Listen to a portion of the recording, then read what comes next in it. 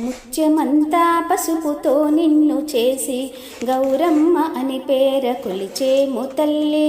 ముత్తైదలందరూ ఒక చోట చేరి పసుపు కుంకుమలతో పూజింతుమమ్మ. ముత్యమంతా పసుపుతో నిన్ను చేసి గౌరమ్మ అని పేర కొలిచేము తల్లి. ఆట పాటలతోటి అలసి సొలసి నీవు బాలవై మా ఇంట వెలసినంతనే నీవు. ఆట పాటలతోటి అలసి సొలసి నీవు బాలవై మా ఇంట వెలసినంతనే నీవు. బాల త్రిపుర సుందరిగనే కొలతునమ్మా, బాల త్రిపుర సుందరిగనే కొలతునమ్మ.